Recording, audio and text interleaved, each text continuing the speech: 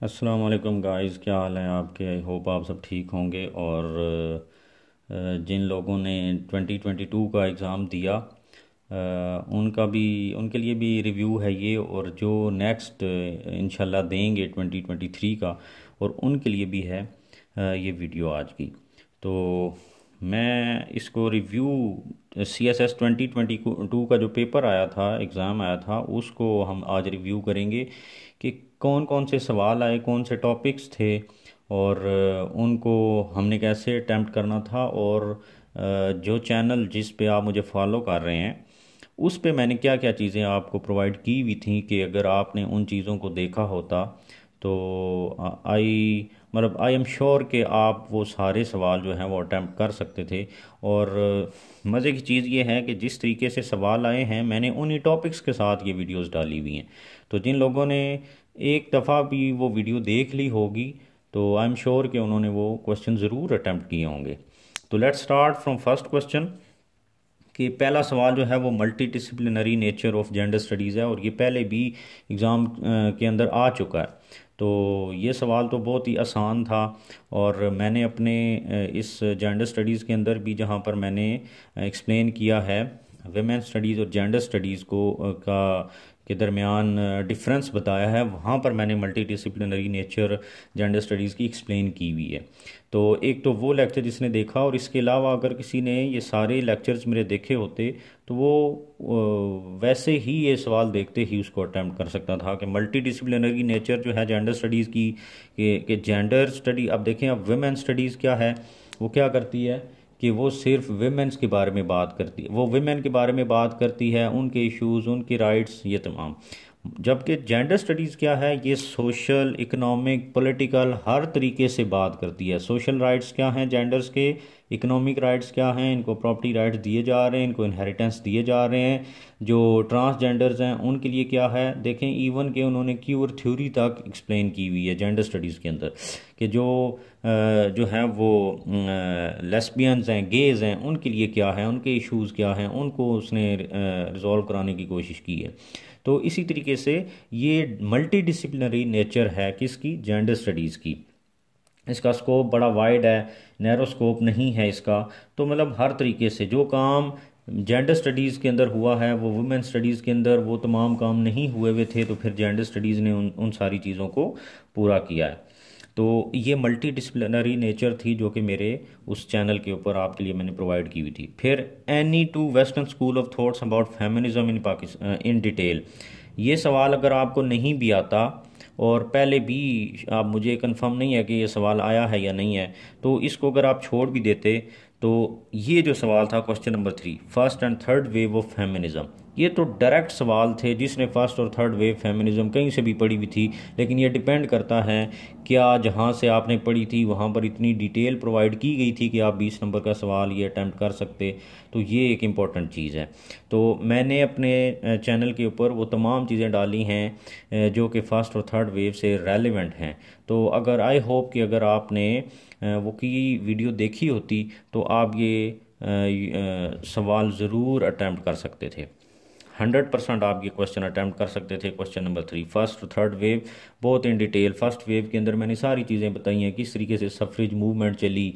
1828 में आप इसका बैकग्राउंड दे सकते थे, सेनेका फॉल कन्वेंशन हुआ, फिर अमेरिका में ये चीज़ें हुई, और उसके बाद 1920 के अंदर फर्स्ट वेव फेमिनिज़म के थ्रू जो है वो सफरेज मूवमेंट, और फिर उसके बाद चीज़ें कैसे चली आगे, और करते करते करते थर्ड वेव फेमिनिज़म 1990s के अंदर स्टार्ट हुई। और आज की जो सोशल मीडिया के ज़रिए और जो तमाम चीज़ें हैं, ये वोमन हायर और ये तमाम मतलब मॉडर्न जो वर्ल्ड की जितनी भी इश्यूज़ थे वुमेन के, वो सारे उसके अंदर एक्सप्लेन किए थे मैंने। और थर्ड वेव फेमिनिज़म आप उस तरीके से अटैम्प्ट कर सकते थे। फिर नंबर 4 जो था, issues of women as representatives in Pakistan. अब ये एक जनरल सवाल है जो कि किसी हद तक आपको डाटा, अगर आपने ये लेक्चर्स देखे होते तो वहाँ से मिल जाता, और कुछ जो है वो आपने खुद से जनरेट करनी थी चीज़ें वहीं पर बैठ के। तो अब वेमेन इश्यूज़ पाकिस्तान के अंदर क्या है, तो आप इंट्रोडक्शन के अंदर जब ये चीज़ें लिखते ना कि पाकिस्तान एक ट्रेडिशनल सोसाइटी है, एक जो है पेट्रार्कल सोसाइटी है जहाँ पर वुमेन को इन्फीरियर कंसीडर किया जाता है और मैन को सुपीरियर। तो वुमेन जो है वो उनको पॉलिटिकल राइट हमारी सोसाइटी के अंदर उतने नहीं दिए जाते या दिए ही नहीं जाते जितने के मैन को दिए जाते हैं, और मैन जो है वही जो है वो अकेला उसने इस सिस्टम को कंट्रोल किया हुआ है।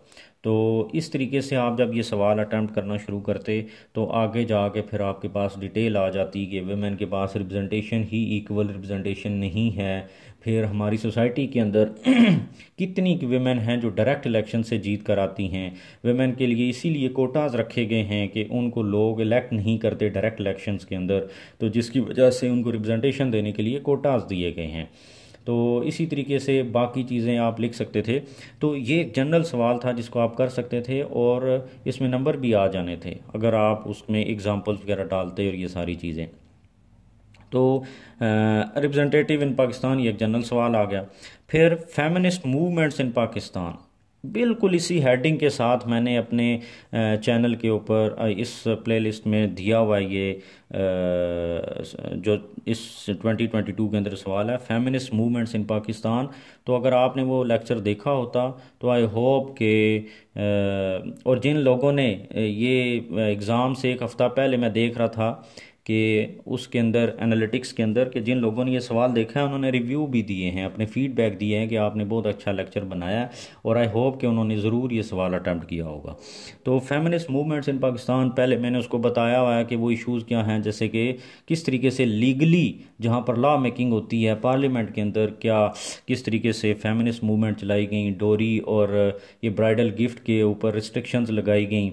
इसी तरीके से फिर आगे जाकर एंटी हरासमेंट बिल पास हुआ 2010 में, और 2011 में, बल्कि 2011 में एंटी हरासमेंट बिल, फिर विमेन प्रोटेक्शन जो है वो बिल पास किया 2010 में, फिर 2012 में एंटी विमेन जो जितनी भी एक्टिविटीज़ हैं उनके ऊपर जो है वो 2012 में बिल पास हुआ, और इसी तरीके से इनके लिए इनहेरिटेंस राइट के लिए काम किया गया, और ये तमाम। फिर उसके बाद हमने उसके अंदर जो है वो जितनी ऑर्गेनाइजेशंस पाकिस्तान के अंदर बनी, 1949 के अंदर बेगम राना लियाकत अली खान ने एप्वा बनाई, और इसी तरीके से फिर औरत फाउंडेशन बनी, फिर वुमेन वो बनी। इसके अलावा उन्होंने काम किया उसके लिए और हुदूद ऑर्डिनेंस के को रिस्पॉन्स करने के लिए वो ऑर्गेनाइजेशंस बनी, और इसी तरीके से फिर हमने कंट्रीब्यूटर्स देखे। ये सारी चीज़ें मैंने उसके अंदर डाली हुई हैं, अगर आपने वो लेक्चर देखा होता तो you would be able to solve this question in detail. और फिर question number 6, capitalist perspective of gender है। ये भी बड़ा आसान सवाल था, मैंने बहुत सारे लेक्चर्स के अंदर इन चीज़ों को हाईलाइट किया है कि किस तरीके से कैपिटलिस्ट जो है वो जेंडर को किस तरीके से देखता है या पर्सपेक्टिव क्या है। अब कैपिटलिस्ट जो हैं वो विमेन को ना वो अपने इकोनॉमिक जो उनकी एक्यूमुलेशन है अपने रिसोर्सेज को बढ़ाने के लिए यूज़ करते हैं, और वो इस पर्सपेक्टिव से देखते हैं कि फॉर एग्ज़ाम्पल, जैसे एक एग्ज़ाम्पल है कि वेमेन जो है वो ज़्यादा से ज़्यादा बच्चे, उससे सोसाइटी के अंदर ऐसी नॉर्म्स जो हैं वो प्रमोट की जाएं, लॉ मेकिंग करवाई जाए ताकि ज़्यादा से ज़्यादा बच्चे पैदा और चीप लेबर मिले। ये एक बड़ी मतलब डिटेल में आप लिख सकते थे इस चीज़ को। और इसी तरीके से जो मार्क्सिस्ट फेमिनिज़म है उसकी आप पूरी थ्योरी डाल सकते थे यहाँ पर कि किस तरीके से प्रोलिटेरिएट क्लास है और दूसरी क्लास है वर्किंग क्लास है, तो इनके दरमियान आप कंपैरिजन बता के एक जो है वो कैपिटलिस्ट क्लास है जो कि पैसा लगाती है, और दूसरी जो वर्किंग क्लास है उसको यूज़ करती है अपने एक्यूमुलेशन ऑफ वेल्थ के लिए, अपने इकोनॉमिक रिसोर्सेज बढ़ाने के लिए। और फिर वुमेन है, इनको बॉडी को यूज़ किया जाता है, ऑब्जेक्टिफिकेशन ऑफ वुमेन बॉडीज़ अपनी। अब आप इसकी एग्जांपल किस तरह के, आप बड़े मॉल्स में जाएं, किसी भी अच्छी ब्रांडेड शॉप पे चले जाएं, जहां पर भी आप जाएंगे तो लड़कियों को खड़ा किया होता है कि वो लोगों को जो कस्टमर्स हैं उनको जो है वो एंटरटेन करें ताकि उनकी सेल्स बढ़ें। तो ये चीज़ें हैं, कैपिटलिज्म जो है वो जेंडर को इस तरीके से देखता है। और स्ट्रक्चरल एडजस्टमेंट पॉलिसीज, सैप्स क्या है, इसी नाम से बिल्कुल मैंने चैनल के ऊपर जो है वो डाला हुआ है लेक्चर, और वो पूरा उसमें थोड़ी सी राइटिंग जो है वो स्लो, वो मतलब थोड़ी सी अच्छी नहीं हुई भी, लेकिन वो लेक्चर बहुत डिटेल में और बहुत अच्छे तरीके से डाला हुआ है कि स्ट्रक्चरल एडजस्टमेंट प्रोग्राम्स क्या होते हैं और जेंडर क्रिटिक क्या है।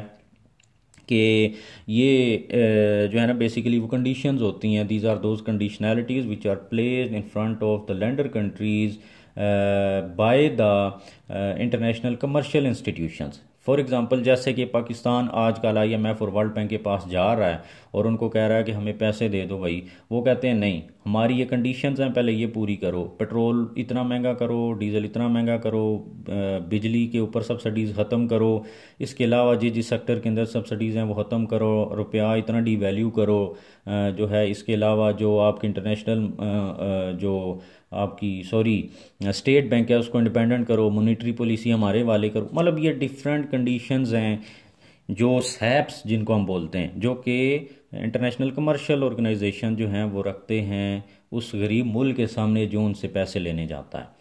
तो अब ये चीज़ें कैसे जेंडर को इफ़ेक्ट करती हैं, कैसे इसका एडवर्स इम्पैक्ट पड़ता है उसके ऊपर, तो ये सारी चीज़ें जब आप वो लेक्चर देखेंगे तो आपको पता चलता है। तो ये बड़ी डिटेल के अंदर आसान वर्ड्स के अंदर मैंने समझाया है। तो आई होप कि जिन लोगों ने मेरा ये वीडियोस देखी होंगी वो यकीनन अच्छे मार्क्स लेंगे और वो सारे सवाल जो जो इसमें आए हैं और वहाँ से उन्होंने देखे थे वो अटैम्प्ट कर सकते हैं। तो एक आधा सवाल जो है इसको छोड़ के मेरे ख्याल से बाकी सारे सवाल वो अटैम्प्ट कर सकते थे अगर उन्होंने मेरे लेक्चर्स देखे हुए।